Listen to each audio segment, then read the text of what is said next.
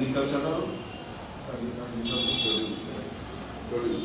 Produce তাহলে যাই হোক কমিশন এই নামে সার্চ করলে পরে জিনিসটা পাওয়া যেতে পারে স্বামীনাথন কমিশনের রিপোর্ট। স্বামীনাথন এটাকে ক্লিয়ার করবে। কস্ট বলতে আমি কি বুঝি, অপারেটিং কস্ট একটা আছে, ওই কস্টটা এর সঙ্গে যোগ করতে অপারেটিং কস্ট বলতে লেবার কস্ট, নন লেবার। লেবার যে কস্টটা, নন লেবারটা কি আপনারা বুঝেছেন। এবার লেবার যে কস্টটা সেই করতে নিজেদের যদি পারিবারিক শ্রম থাকে তাহলে বাইরের লোক যদি 200 টাকা দেয়, ধরবেন যে আপনাকেও 200 টাকা দিতে হবে খরচে ঢোকান, তার নিজের যে ফ্যামিলি লেবার সেটাকে খরচের মধ্যে ঢুকিয়ে দেন। আর এরপর হচ্ছে আপনি যে ওয়ার্কিং ক্যাপিটাল লাগিয়েছেন, ধরুন 20,000 টাকা লাগাবেন, 20,000 টাকা যদি ব্যাংকে রাখতেন তাহলে যে ইন্টারেস্টটা পেতেন ওই ইন্টারেস্টটাকে যোগ করুন, প্লাস আপনি নিজে চাষ না করে যদি চাষটা উন্নতি দিয়ে বাড়াতেন তাহলে আবার একটা কি পেতেন না, খাজনা পেতেন, ভূমি খাজনা বলি আমরা।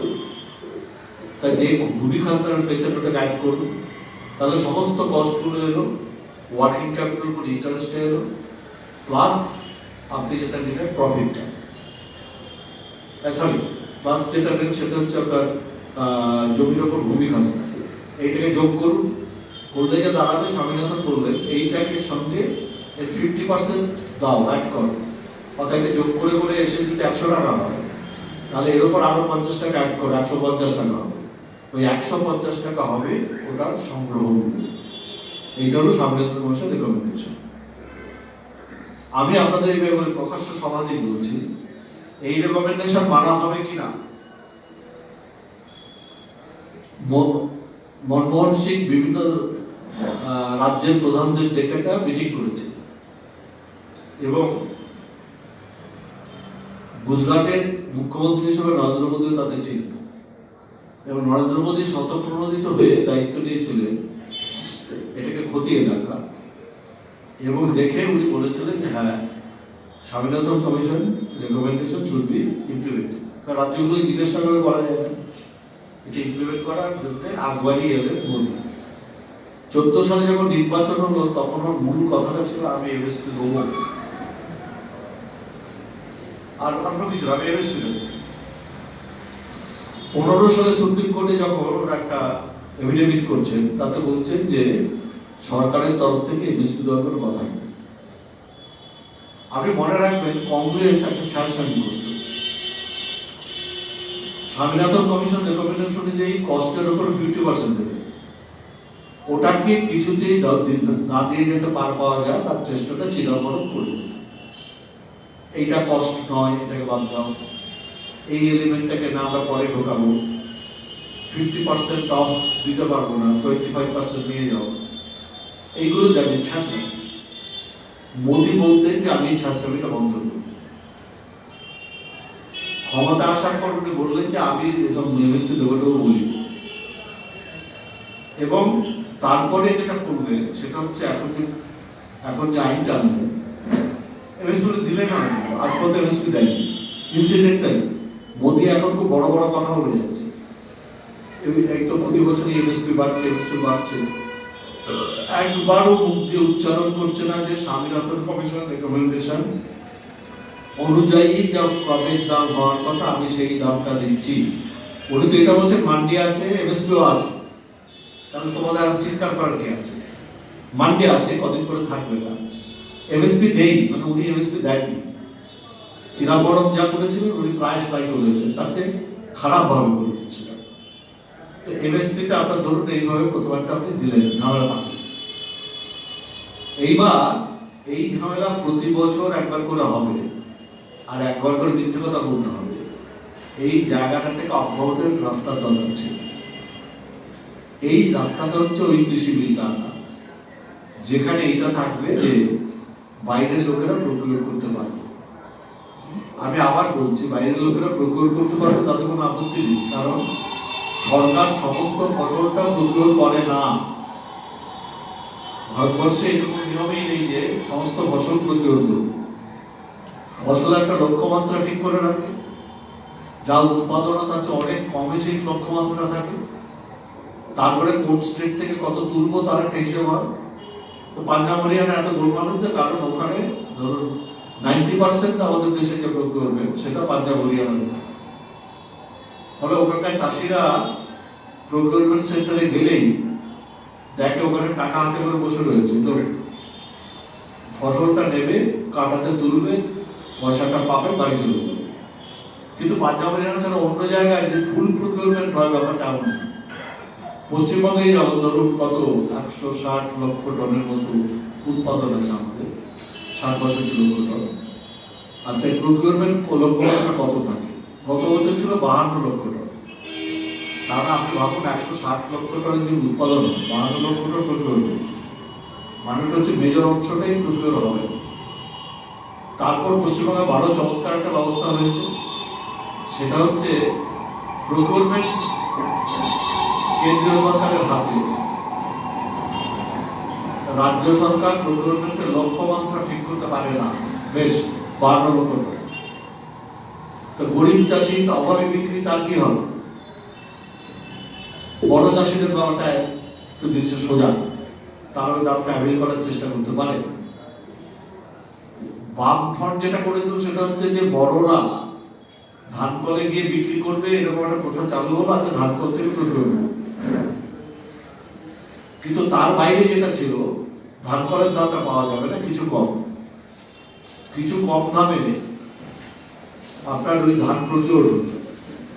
এই প্রকিউরমেন্টটা কারা করবে?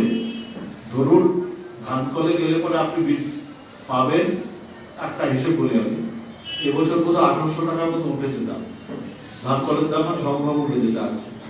তাহলে ধরুন যেটা আপনি করবেন সেটা হলো এই যে এমন একটা ব্যবস্থা করে রাখবেন যাতে বাড়ির দূর থেকে বিক্রি করা যায়। অত দাম পাবো না, একটু কম দাম পাবো।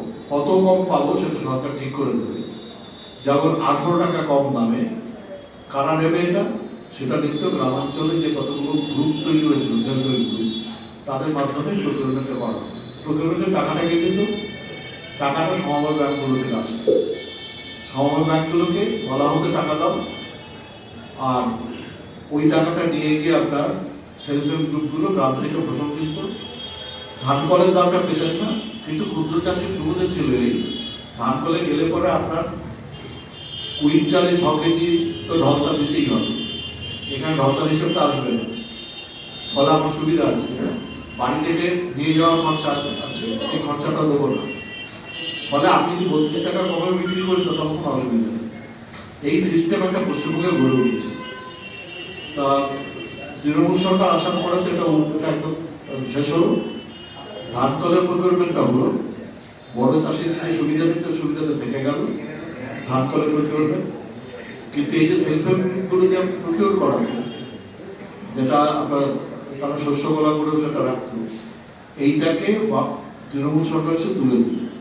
তার বদলে গ্রামের দিকে কিছু লোক এই ফুড গ্রেনসের বাজারটা ধরেছে এবং তারা এগুলো কেনে কম দামে। ধরুন 1800 টাকা যদি ধান কলে গেলে পান, আপনি 1300 টাকা বিক্রি করতে বাধ্য হবেন। আমি এদের কথা বলে রাখছি এই জন্য যে এই লোকগুলো কিন্তু মনে রাখবে, যদি প্রাইভেটের হাতে যায় তাহলে এই লোকগুলো একেবারে জার্সি করবে, কোনোটা আদানির জার্সি, কোনোটা আম্বানির জার্সি, কোনোটা প্রকিউর করার চেষ্টা করবে। আমি এবার আমার ভুল কথাটা বলতে চলবো, এমএসপি যদি এই খেলাটা থাকে, প্রকিউরমেন্ট যদি গভর্নমেন্ট না করতে চান, ভারতের অনেক অংশে এমন হতেই পারে যে প্রকিউরমেন্ট প্রাইসটা এলো না, মানে প্রকিউরমেন্ট প্রাইসটা পেল না।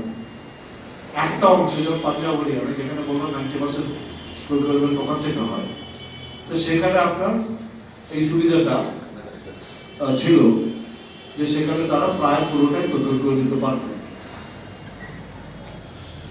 নতুন আইনের পরে যেটা দাঁড়াবে সেটা হচ্ছে এই প্রাইসে, অর্থাৎ ফুড সিকিউরিটি, সরি আমাদের যে এখানকার যে আইনটা আছে, আইন অনুসারে যে দামটা পাওয়ার কথা, এই দামে ফসলটা কেনা, অর্থাৎ স্বামীনাথন কমিশন রেকমেন্ডেশন না, যে এমএসপি আছে এমএসপিতে আপনি দিতে পারবেন, বিক্রি করতে পারবেন।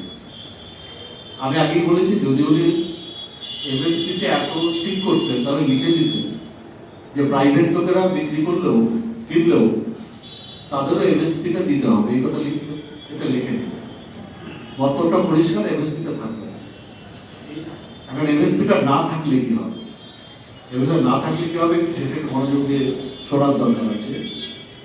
কৃষি পণ্য যেটা উৎপাদন হয় আপনি মনে রাখবেন, তার সেটাও তো ঘড়ি প্রোডাকশন, মোবাইল প্রোডাকশন, এরকম একটা প্রোডাকশন। এখানে পুঁজি খাটানো হয়, যে পুঁজিটা খাটানো হয় তার উপর একটা রিটার্ন আসে। এই রিটার্নটা অন্য যে কোনো সেক্টরের অ্যাক্টিভিটির তুলনায় এখানে রেট অফ রিটার্নটা লোয়ার। 100 টাকা যদি আপনি অকৃষি কাজে লাগান, 100 টাকা যদি কৃষি কাজে লাগান, পাশাপাশি হিসেব করে দেখবেন কৃষিকাজে আপনার আয়টা কম হবে। কেন হবে? তার কারণ আছে। তার কারণটা হচ্ছে যে কৃষিটা হচ্ছে অনেক বেশি পরিমাণে শ্রমঘন, আর শিল্প বা অন্য যে কাজগুলো করছেন সেগুলো অনেক বেশি পরিমাণে পুঁজিঘন। ঘনত্ব মানে কি তাও বলি, আমি 100 টাকা যেটা বিনিয়োগ করতে নেমেছি, এগ্রিকালচারে গেলে দেখবেন তার 50 টাকা লেবারেজ হয়ে যাবে। আর ওই 100 টাকা বিনিয়োগ করতে আপনি যে নামেন এই মোবাইলে, তাহলে দেখবেন 30 টাকা লেবারে যাচ্ছে, বাকি টাকা অন্য জিনিসে যাচ্ছে।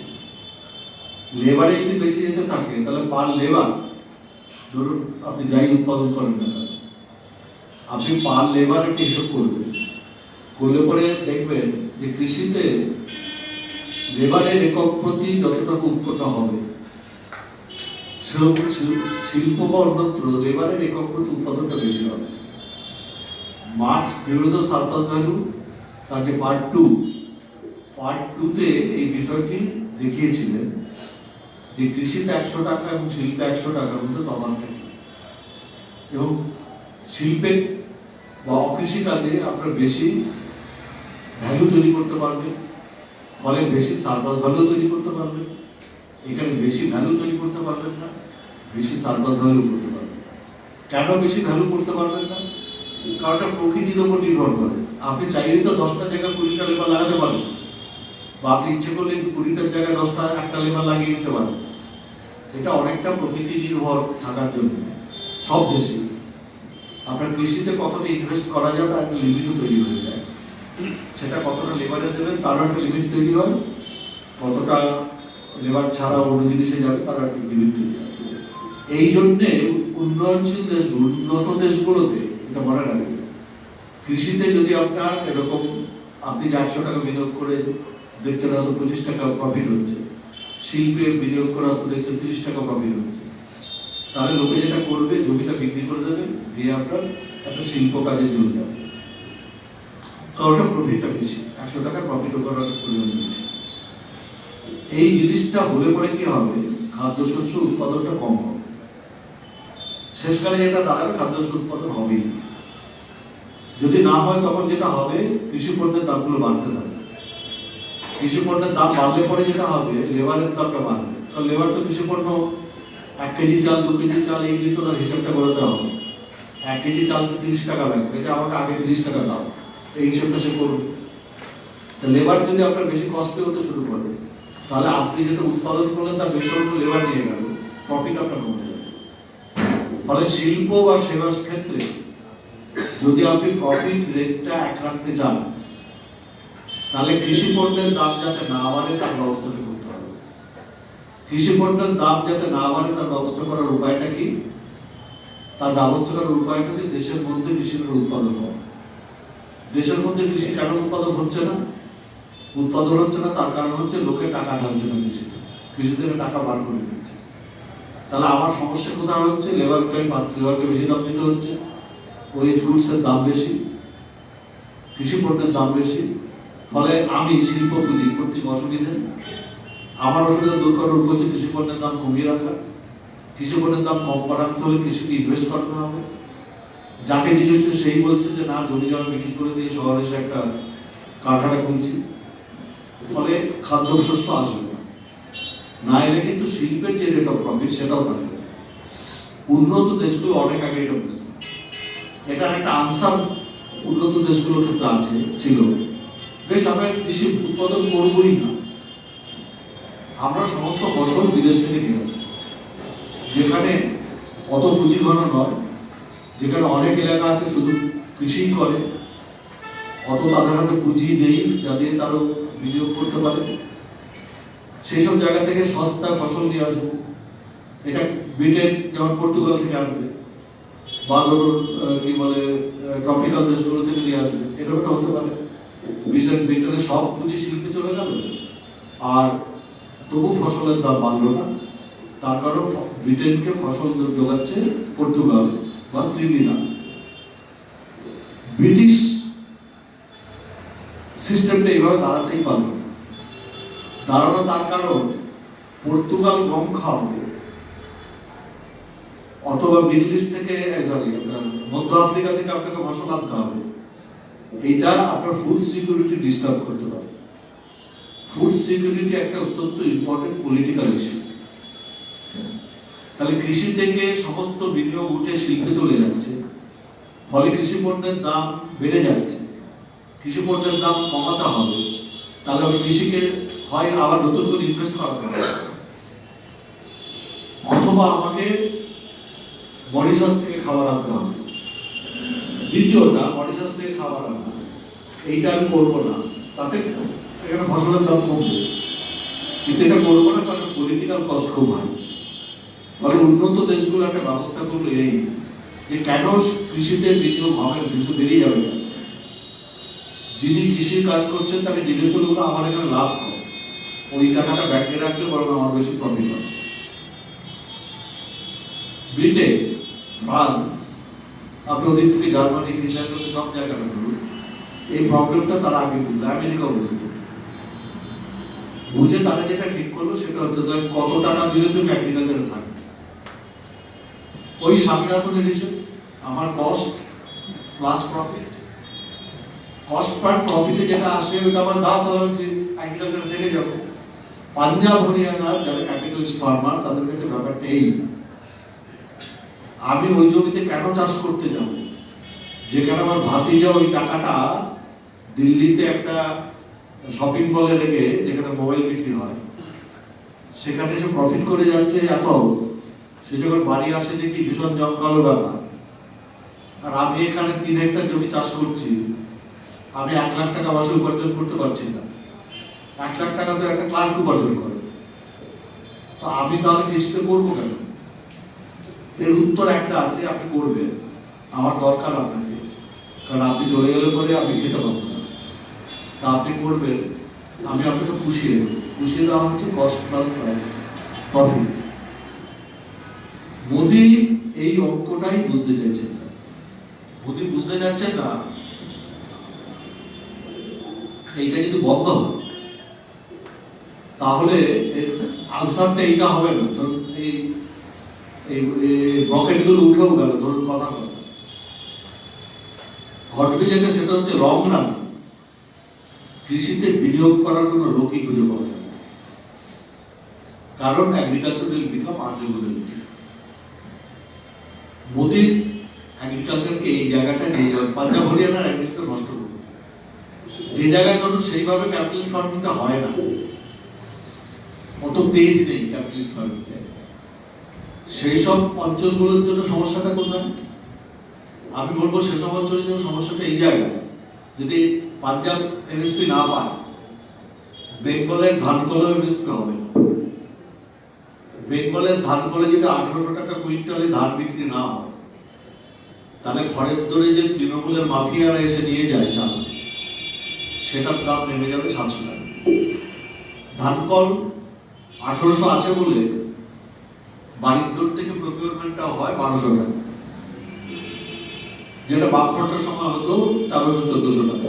আমরা বললাম 25 টাকা কম পাবো, এখন কমে গেছে, কারণ যারা এখন গ্রামাঞ্চলে এগুলো ধরে ফেলেছেন পলিটিক্যালি, যারা তৃণমূলের সঙ্গে আছে অধিকাংশ ক্ষেত্রেই, তাদের আমি জানি যে তাদের ক্ষেত্রে অঙ্কটা এই জায়গায় দাঁড়ানো, যতটা পারি এটাকে নিচে নামায়। আমি আপনাদের বলছি এমএসপি উঠে গেলে যতটা নিচে নামার কথা বলছেন তার চেয়ে আরো নিচে নেমে যাবে। এই এলাকাগুলোর সব মরবে কিন্তু এই না। আমাকে জিজ্ঞেস করেছিল কৃষি শ্রমিকের কি হবে। দেখুন, কৃষি শ্রমিকের দুটো ব্যাপার আছে। একটা হচ্ছে আপনি যখন এমএসপি ক্যালকুলেট করেন তখন কৃষকের যে বাইরে থেকে লেবার লাগায় সেই লেবারের মজুরিটা ধরা হয়। যদি আপনি এমএসপি পান কৃষক, তাহলে তিনি বুঝে গেলেন লেবারের যে দাম দিলাম সেটা পেয়ে গেছে। এবার যদি এমএসপি উঠে যায় আদানি যা দাম দেয় সে দামে বিক্রি করতে হবে। আপনি জমি এখানে বিক্রি করতে রাজি নন, কোথায় যাওয়ার জমি চাষ করছে? আপনার প্রথম কোপটা এসে বলবে আপনার কৃষি শ্রমিকের উপর। আমি এমএসপি পাই না, ফলে আমি মজুরি তোমাকে ওইটা দেবো না। গোটা ভারতবর্ষ জুড়ে মজুরি ডিপ্রেসড হবে, যেখানে ধরুন 250 থেকে 300 টাকা মজুরিতে আছে। এই কৃষি আইন লাগু হওয়ার পর আমি বলে দিতে পারি সেখানে মজুরি দেখবেন নেমে আসে। কোথায় কতটা নেমে ডিপেন্ড করবে কোথায় লেবার কেমন আছে। যেখানে লেবার আছে বেশি, আশেপাশে শহর ভালো নেই, কৃষিকাজ বেশি হয়, লোকে কৃষিতে বেশি কাজ করতে যায়, কৃষি শ্রমিক মূলত কৃষক, শ্রমিক কনস্ট্রাকশনে যাচ্ছে না, সেই সব জায়গাগুলোতে ওয়েস্টটা অনেক বেশি ডিপ্রেস হবে।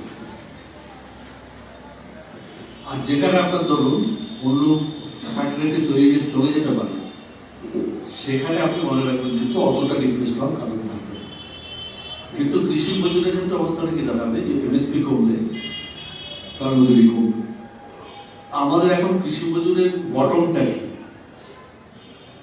যার কমে দেওয়া যায়, বটমটা আপনি মনে রাখবেন সেই ইউপিএ সরকার যেটা করেছে 100 দিনের কাজে যা পাওয়া যায়, ওটা তো ইন্ডেক্স করা আছে ইনফ্লেশনের সাথে। এখন 100 দিনের কাজ করলে পরে একজন মানুষ পায় 205 টাকা। 100 দিনের কাজ দিনে পায় 205 টাকা। এটা হচ্ছে বটম। সারা ভারতেই মজুরি এর নিচে নামে না। এবং আমি জানি যে মোদি বা আদানির ভীষণ রাগ যে কেন ওই 100 দিনের কাজে আপনার 205 টাকা মজুরি হয়ে রয়েছে। যদি বটমটা উঠে যায়, 100 দিনের কাজে আপনি 205 টাকা পাবেন, এই বটম এটা নেই, যত ইচ্ছা ডিপ্রেস করা যায়, তখন আপনি এটা বলতে পারেন 2 কেজি ধানের যা দাম তার বেশি তোমার মজুরি নয়। অর্থাৎ সাবস্টেন্স যা তোমার মজুরি ওখানে আসতে হবে। আর আপনারা বলতে পারেন আমি এটা তো বানিয়ে মোটেই বানিয়ে বলতে হচ্ছে না। আপনি মনে রাখবেন এই কোভিডের আগে আমি জানি ভদ্রবাড়ির ছেলেরা যেসব চাকরি করতো, আপনার ধরুন ভদ্র বলতে বোঝাচ্ছে মিডল ক্লাস শিক্ষিত বাড়ির ছেলে, কোথাও এমবিএ করে নিয়েছে, কাজ করছিল। কোভিডের আগেও ধরুন যে কাজটা 20,000 25,000 টাকা মাইনেতে করে এসেছে, কোভিডের দিন বলে দিল যে তোমার কাজ নেই, বাড়িয়ে বসে হলো ডিপ্রেসড একটা ছেলে, 25-30 বছর বয়স।